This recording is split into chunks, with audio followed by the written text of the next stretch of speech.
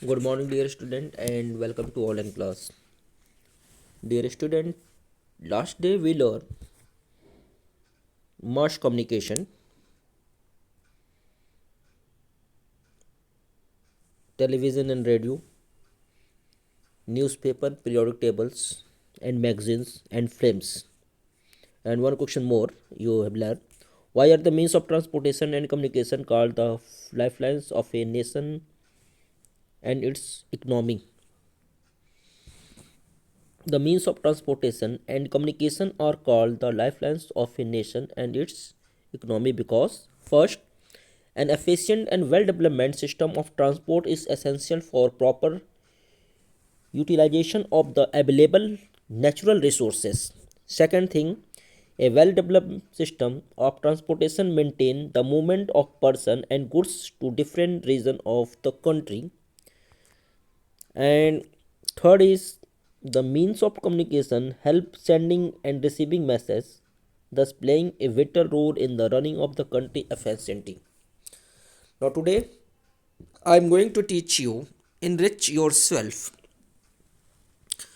Now the world has been converted into a global village. हमारा world जो है, हमारा विश्व कैसे वैश्विक जो गांव है, जो हमारा गांव विश्व देश का गांव है, कैसे वह वैश्विक मतलब ग्लोबल विलेज में वो कन्वर्ट हो रहा है, कैसे बदल रहा है बहुत तेज़ी से। तो देखिए इसकी कुछ रीज़न है। Today the world has been converted into a global village with the help of efficient and fast moving transport and communication facility.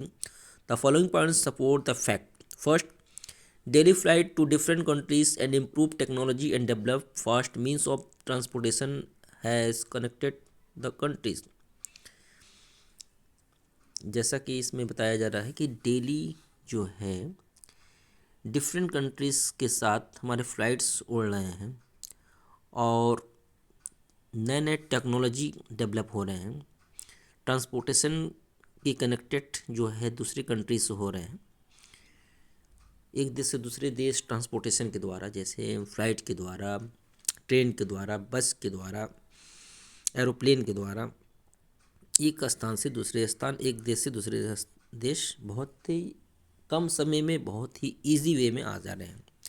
Second, computer and internet facilities supported by satellite service have made the world a small village wherein the information can be reached almost instantly.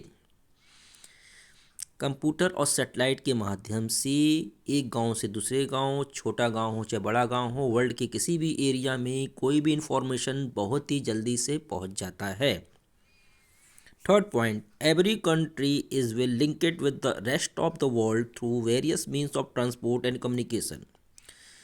कह रहा world के जो भी देश हैं, जो भी बचे कुचे देश हैं, ट्रांसपोर्टेशन और कम्युनिकेशन के माध्यम से एक देश से दूसरे देश बहुत आसानी से जुड़ रहे हैं।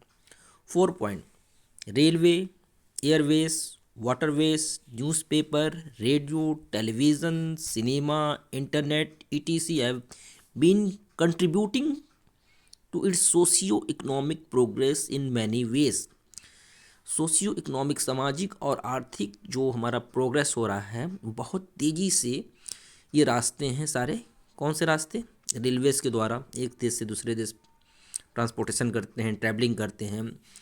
फिर एयरवेज, वाटरवेज जैसे पानी वाले शिप के जहाज़ हो गए, न्यूज़पेपर के माध्यम से, रेडियो के माध्यम से, टेलीविज़न के माध्यम से, सिनेमा के माध्यम से, इंटरनेट के माध्यम से। तो ये सारे इन रिच ऑफ सेल्फ के पॉइंट्स थे। Now the world has been converted into a global village. Next topic आपका है international trade. What is international trade? Means अंतर्राष्ट्रीय व्यापार क्या होते हैं? The exchange of goods among people, state and countries is refer to as trade. Trade between two countries is called international trade. कह रहा है सामानों और लोगों का आदान प्रदान एक देश से दूसरे देश, एक स्टेट से दूसरे देश जाते हैं, उसको हम लोग इंटरनेशनल ट्रेड बोलते हैं, अंतर्राष्ट्रीय ट्रेड।